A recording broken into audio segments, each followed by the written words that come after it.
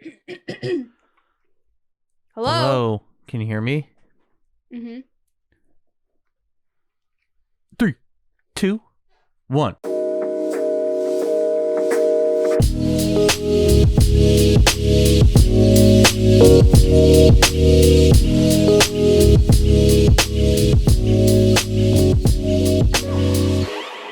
Good morning. Welcome to Overthink this podcast. My name is... Kyle. And your name is... Macy. And here we are, one more week. All right, so actually, this is a pretty historic recording session. Is it? Joe Biden just won the presidency. Joe Biden is our new president-elect 46th president. of the United States of America. Yeah. Isn't that wild? Yeah, it's pretty crazy. There's people outside honking and hooting and hollering. Hooting and hollering. They're hooting and hollering. Yeah. Is this episode have anything to do with the president? No, not at all. I got the jackpot. What is that? Your Starburst? Yeah, I got 2 red ones. One looks pink. They're both red. Why does one look... Wait. One is pink, right? Yeah, they're different colors. No, one's orange. Wait, that doesn't no. look orange at all. No, it's cherry. They're both cherry. They're both red. Yeah, that doesn't... Anyway, Okay. let's get into it. All right, so, don't take a... What are you doing? I'm showing you with the flash. I don't... They're both red. Okay, I don't care. All right, so I've got kind of a short one, but it's a fun one. So we've been doing these pretty heavy stories lately. Yeah. Yeah, we did cannibal warlords. Yeah. And then we did a plane crash where everybody died and no one was found. Yeah. And then what was we did another one? 9/11. Yeah, the 9/11 conspiracies, more plane crashes. All right, so let's lighten the mood. Okay. People do almost die in this, though. Okay. Okay, so this story is about the disaster that was the 1904 St. Louis Olympic Marathon run. Why was it a disaster? How is this lightening the mood? Because it's... Well, yeah, I guess. I don't know, because it's kind of funny, I think. Everybody pooped their pants. I'm sure people pooped. I think that's really common in long distance running. Yeah. I mean, I ran long distance and I never pooped my pants. I never peed my pants, but I saw people pee their pants frequently. Wait, but then don't you just chafe all bad and it gets a whole mess? I feel Doesn't like even matter. You're not thinking about that. I would. I'm stop this running. I'm pooping my pants. I'm out. Okay, so we'll get into the story. So the 1904 Olympic Marathon was this was America's first Olympics and may have been its worst or at least its most bizarre. Held in 1904 in St. Louis, the games were tied to that year's World Fair, which celebrated the centennial of the Louisiana Purchase, while advancing, as did all such turn-of-the-century expositions, the notion of American imperialism. So basically, they tied this Olympic event to the World's Fair and just kind of made it this big old thing. That's why they chose St. Louis. Yes, because it was already going on there. But because of travel difficulties and rising tensions around the Russo-Japanese War, only 62 international athletes competed. 62? Total athletes. Total. Well, from international, so not including the U.S.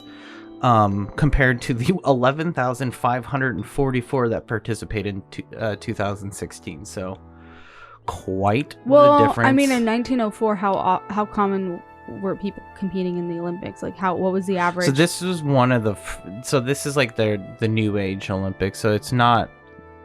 It's, it's hard to get... You have to take a boat. Yeah. It's like it's hard to get there. Oh, they put it in the center of the United States, so then you have to, like... So that's part of the problem, is then they put it in St. Louis, and then you get to the nearest port. Then you have to get in somehow. It's just like, it was terribly inconvenient. St. Louis, they kind of bullied their way into taking it because of the World's Fair. It was supposed to be in Chicago, which probably would have been a much better place to hold it, but instead they bullied it by using the World's Fair. Although there were moments of surprising and genuine triumph, like gymnast George Iser earned 6 medals, including 3 gold, despite his wooden leg. Wait, what kind of athlete was he? A gymnast. With the wooden... I guess you don't need 2 legs to do... You do? I don't know. George had a wooden leg and won 6 medals. The games were large. Was he competing against himself? Like, who else was there? Not many. So he was probably mostly competing. I didn't go into detail with him, but he was probably mostly competing against other Americans, since we were the only ones who could really be there. Stupid. So it's like the Americans won the Olympics because nobody else could show up. Yeah, it's pretty.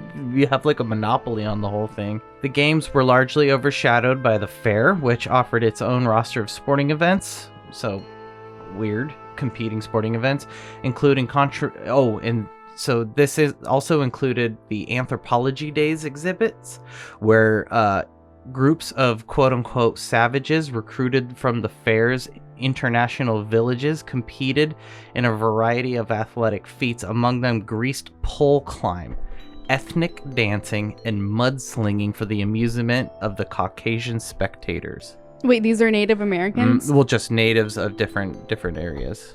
Different international areas? Mm-hmm. Like from islands and savages, like literally like Native Americans. So how did they get there, but nobody else from any other country? They brought them in for there? the World's Fair. Oh, they're from the World's Fair. Yeah, that was the competing athletic games, basically. Was just watching mudslinging, greased pole climbing, and what was the last one? Ethnic dancing. Oh my god. So that's 1904 for you. Pierre de Coubertin, a French historian and founder of the International Olympic Committee, took disapproving note of the spectacle and made a prescient observation. Quote, this is his quote: "As for the outrageous charade, it will of course lose its appeal when black men, red men, and yellow men learn to run, jump, and throw, and leave the white men behind them." Which they did. Which is exactly what happened. So he was very displeased, apparently. Well, I've actually seen something on this. I thought about including a whole section about it, but it was pretty rough. Yeah. It was like a little sideshow, too, of it was just bad. It's probably everything that you would assume would happen to people of color back in 1904. Yes. The Olympics' main event, the marathon, was meant to honor the classical heritage of Greece and its connection between the ancient and modern. So it's, you know the story of why, marathons. Mm-hmm. Okay. What was that guy's name? He ran from like Athens to Sparta or something like that. He ran from somewhere to somewhere. To marathon. To deliver Greece, a message, and then from Marathon, Greece to something else. To somewhere, and the distance was 26.2 miles, and then he delivered the message and then died. Yep. with little wings on his sandals. No, you're thinking of I know, I'm kidding. Okay. He was flying like the wind.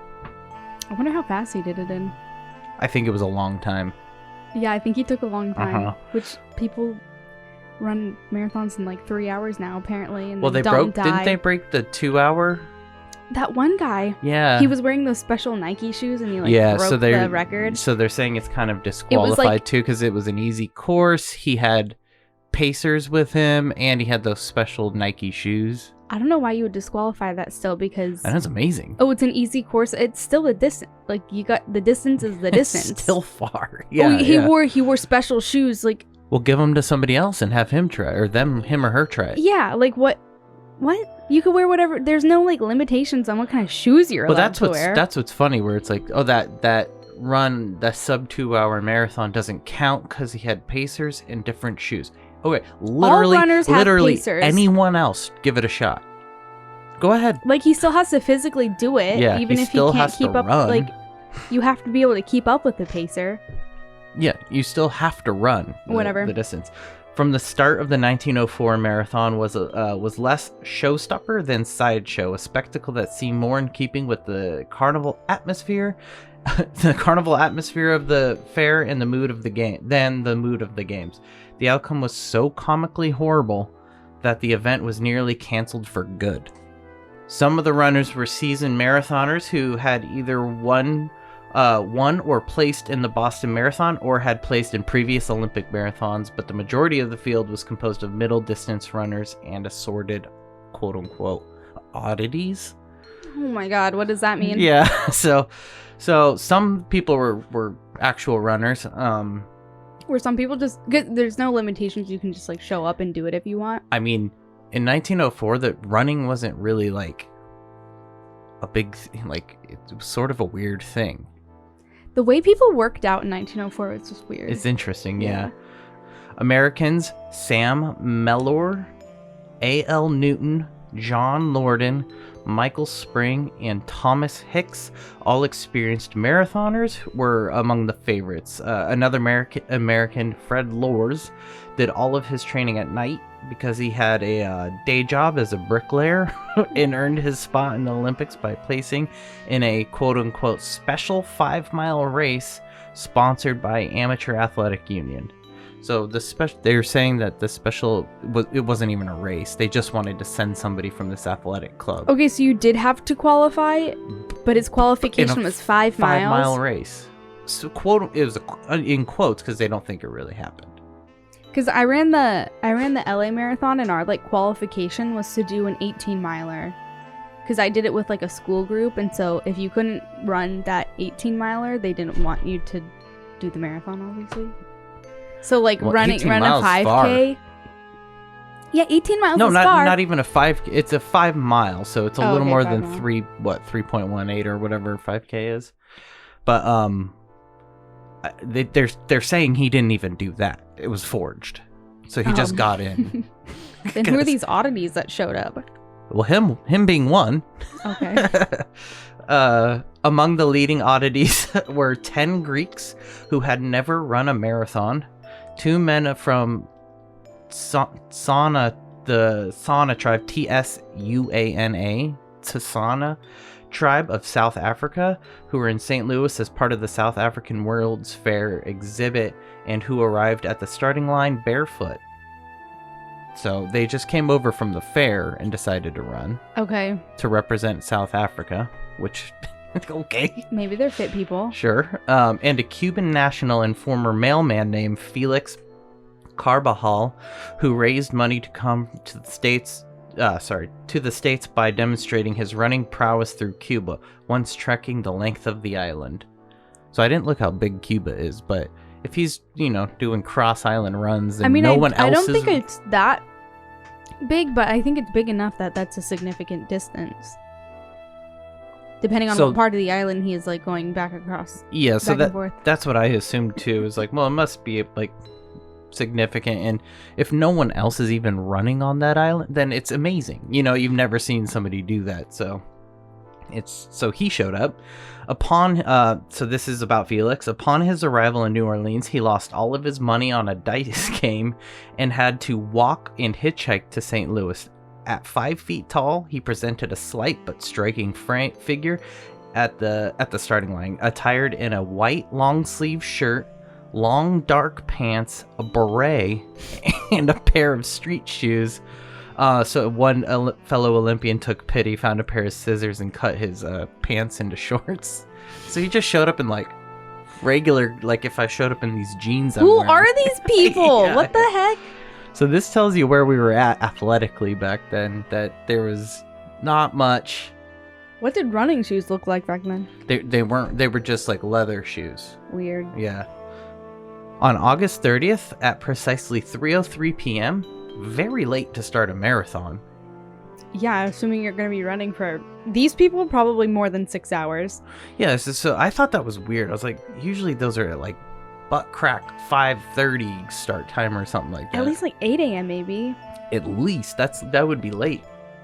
David R. Francis, president of Louisiana Purchase Exposition Company, fired the starting pistol and the men were off.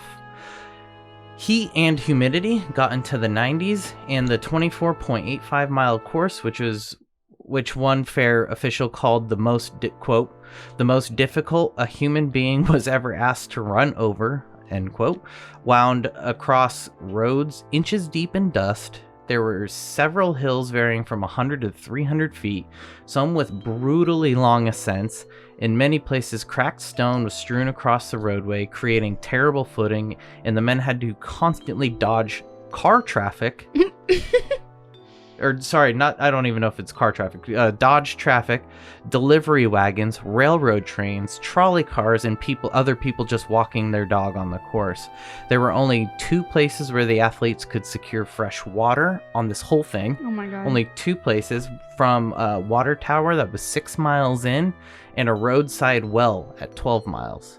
And then that was it. So then you had to go 12 miles without anything. Jesus. In like 90% humidity. What part of the year is this? It's in August. So it's hot. There's no water. They aren't dressed well. There's dust, people, trains, trolleys, wagons, just broken rocks everywhere. It's just it's not really a course. But they went for it. James Sullivan, the chief organizer of the games, wanted to minimize fluid intake and test the limits and effects of purposeful dehydration, a common area of research at the time. Cars carrying coaches and physicians motored alongside the runners, kicking up dust and launching all the runners into massive coughing spells. I wonder why this was a disaster. Oh, just because of almost everything. So he was purposefully dehydrating the runners to test that theory of dehydration. They're gonna die. Yeah. And it's 90% humidity, 90 degrees out. It feels like 130. It's like, ay. Fred Lors led 32 starters from the start, but by the first mile, Thomas Hicks went ahead, so that didn't last long. Mile 1, he was down. William Garcia of California nearly became the first fatality of an Olympic marathon when he collapsed on the side of the road and was hospitalized with hemorrhaging. Wait, what? Where was he bleeding? The dust had coated his esophagus and ripped his stomach lining. Oh my god. So he was like swallowing it, breathing it in. Had he gone unaided an hour longer, he might have bled to death right there on the course. How far in was he? 3 miles. So people were dying. They were like trying to kill them. Yeah. Especially so this I don't dust. understand, if you're trying to purposely dehydrate somebody, what does kicking up dust in their face do? No, so the dust was just happenstance. That wasn't because they were in front of them? Yeah, that wasn't planned. It was just like, oh yeah, we should not have the dust. Yeah. We should have chose a different place. John Lorden, one of the runners, suffered a bout of vomiting and gave up. Okay. Yeah, that happens when you're out of shape. Happens when you're out of shape and swallowing dust. He probably threw up because of the dust. Len Tao, one of the South African participants, was chased a mile off course by wild dogs. What? Yeah. Felix Carvajal, the Cuban guy, trotted along in his cumbersome shoes and billowing shirt, making good time even though he paused to chat with spectators. On one occasion, he stopped a car, saw its occupants were eating peaches, and asked for one. Being refused, he playfully snatched 2 of them and ate as he ran. So he's eating as he's running, he's chatting with spectators. This guy sounds like he's gonna win. Yeah, he's cruising. A bit further along the course, he stopped at an apple orchard and snacked on some apples, obviously, which turned out to be rotten. So he, suffering from stomach cramps, he laid down and took a nap. There's like no sense of urgency here. No, I think maybe then it wasn't for time, it was for finishing. Yeah. Like if you... All right, I can do that. Yeah, I could do it. I'll get there eventually. Get there before any of these guys. Yeah, I think so. Thomas Hicks, one of the early American favorites, came under care of a two-men support crew at the 10-mile mark. So this is where his career started going with him. Mm-hmm. He begged them for a drink, but they refused, instead sponging his mouth with warm distilled water. Okay. 7 miles from the finish, his handlers fed him a concoction of strychnine in egg whites. Ew. The first recorded instance of drug use in the modern Olympics was right here. Thanks, guy. Yeah, so strychnine in small doses was commonly used as a stimulant, and at the time there were no rules about performance-enhancing drugs, because there weren't really any except, I guess, this. Hicks's team also carried a flask of French brandy, but decided to withhold it until they could gauge the runner's condition. So they had strychnine, egg whites, and brandy. Ugh. That's disgusting. That sounds so gross. I know now in lifting they use smelling salts. Yeah. Yeah, you just give it a big whiff and it shoots up into your brain and it gives you kind of a head rush. And Yeah. Yeah, it's supposed to just just a quick burst of Yeah, well, because you see him in the strongest man in the world competitions, and they're doing those huge lists, and they're it's they all yeah, it crazy. was at the deadlift competition, and one of the judge guys, he was part of the barbell club. And he's like, "You want to try this?" And I'm like, "What?" He's like, "Just smell it." I was like, "Okay," because he knew that it was gonna destroy my nostrils. Well, that was rude. And I did, and I sniffed it. I didn't even go. It was just a little, and it burnt my brain.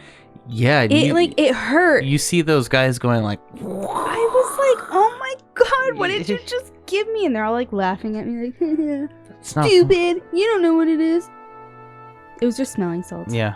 Meanwhile, Lors, the other guy, one of the guys recovered from his cramps laying in the apple orchard, emerged from his 11-mile ride in an automobile. One of his... I mean, did they really tell you how you were supposed to get there? Oh, gee, I don't even know. Probably not. They're like, start and finish. Good luck.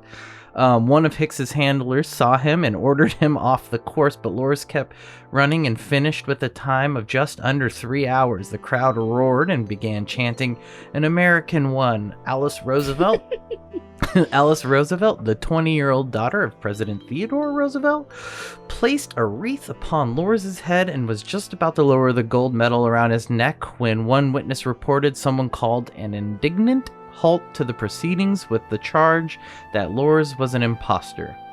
The cheers turned to boos. Lors smiled and claimed that he had never intended to accept the honor. He finished only for the sake of the joke. This sounds awesome. I wish I was there. So he woke up. Imposter! Yeah, boo! Or an American won!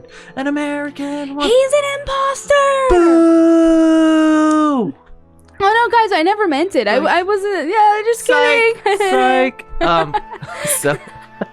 So he took a nap because he ate bad apples and took a car ride in. So he took I was reading it. He took a car 10 miles in, and then he finished up the remainder running in. So it looked like Miles, looked like he did it, Mm-hmm. but he was really in the car for 10 of those. So he took the car 10 miles in and ran the rest of it in. But I was reading that he took the car ride until the car broke down. So then the car broke down, and then he had to run. He would have taken it all the way in. So he did about 14 miles? I don't know. The strychnine coursing through his blood had grown ashen and limp. When he heard that Lors had been disqualified, he perked up and forced his legs into a trot. His trainers gave him another dose of strychnine and egg whites, this time with some brandy to wash it down. They fetched warm water, soaked his body and head, and this is a quote: "Over the last 2 miles of the road," wrote race official Charles Lucas, "Hicks was running mechanically like a well-oiled piece of machinery. His eyes were dull, lusterless, The ashen color of his face and skin had deepened, and his arms appeared as weights well tied down. He could scarcely lift his legs while his knees were almost stiff. So this guy's like dead. That's like a terrifying Like image. he's dead. Yeah, he sounds like a zombie. He began hallucinating, believing that the finish line was still 20 miles away. In the last mile, he begged for something to eat. Then he begged to just lie down. He was given more brandy but refused tea. He swallowed 2 more egg whites. He walked up the first of the last 2 hills and then jogged down the incline. Swinging into the stadium, he tried to run but was reduced to a graceless shuffle. His trainers carried him over the line, holding him up while his feet moved back and forth, and he was declared the winner. So he just hobbled in. And then they helped him finish. Very sick and about dying. Were these like raw egg whites? Yeah. That's gross. Yes, disgusting. Yuck. Big boogers. Ugh. It took 4 doctors and 1 hour for Hicks to feel well enough just to leave the grounds. He had lost 8 pounds during the course of the race and declared, "Never in my life have I run such a touch course. The terrific hills simply tear a man to pieces." Hicks and Lors would meet again at the Boston Marathon the following year, which Lors won without the aid of anything but his legs. And Lors was the guy who ate the apples and took the car, and he seemed to have like a great time this whole time. But yeah, he obviously is a runner because he won the Boston Marathon. So it's like kind of funny. What were you doing? Were you just messing around? Like, yeah, were you just a big old joke? Good for him. He figured it out. Yeah, and so that's the story. It was the first marathon. What about all the like indigenous people that were running? Anything about them? Oh, nothing about. I don't think they finished. 14 people out of the race finished, which is less than 40 running. 39, I think, is the exact number. I guess that's more than I expected. 14 finished? Yeah, so Hicks won, and people were coming in like 6 hours later and blah, blah, blah. Like, they were just walking in, basically. Yeah. Or they dropped out because they were vomiting because of the dust. So, yeah, I mean, what a flop. It was bad enough that the event was almost canceled completely from the Olympics. Is it still in the Olympics? That's a good question, actually. Let's look it up. Because I know they're speed walking. Yes. Okay, it still says that it is an event. So it was in the 2016 Rio de Janeiro, which was our last Olympics. Okay, so because this one got canceled. Yeah, because this one got canceled. America got 3rd. Galen Rupp. And then Faisa Lelisa from Ethiopia and Eliud Kipchoge from Kenya got the gold. Of course. They're such strong runners. I know. It's nuts. They're so good. Let's see. Medals by country. So, this is kind of interesting. So, Ethiopia has the most golds with 4. And then they have 1 silver and 3 bronze, so 8 total. The United States is second with 3 golds, 3 silvers, 5 bronze. So we have 11 medals total, which is the most medals. Third is France with 3 gold, 1 silver, 0 bronze. And then Kenya comes in at 4th with 2 gold, 3 silver, 2 bronze. So 7 total medals. But yeah. Pretty nuts. That was the first swing at an Olympic marathon, which it was I think fair to say a dismal disaster. They just didn't do it right. They didn't do anything right. Did they learn anything from this forced dehydration? No. That guy should have been arrested. Did he learn that doesn't work? Probably because everybody almost died. I don't understand forced dehydration. Like, is he... I don't understand it. I don't either. I think they were trying to... That was about. Yeah, I think they're trying to look at if... the effects of dehydration on strenuous activity? Well, yeah, if it could enhance your, like, alertness. You know how they say, like, when you're hungry, you're physically better? because it's a body's response to feed hunger, and when you were hungry back when like you would be out to go hunt. Yeah, so you'd be like, your senses would be heightened when you're hungry. So I think that's my armchair theory of why they were doing this. On test days, they would always say, "Eat a good breakfast. Eat a good breakfast." That's true. They were like, feed your mind, but really you should have went in hungry. Yeah. That's why I did bad in school. Yeah, I blame them. Yeah, that's why. That's why. Because my mom always made me eat, and I'm like, I need to heighten my senses, so I need to go in hungry. And she's like, no, eat. And I'm like, okay. And that's why I got the grades I did. Okay. Well, anyway, so that's about it. I mean, this was a light one. Nice quick story about the first Olympics. Yeah, that was good. I didn't even know about the first marathon. Well, I didn't know anything. Now you do. Now I know everything. All right. Well, we'll talk to you next week. When Macy's story about the... It's a secret. Oh, I don't think you have one. I don't have one yet. Okay, I didn't think so. All right. Bye-bye.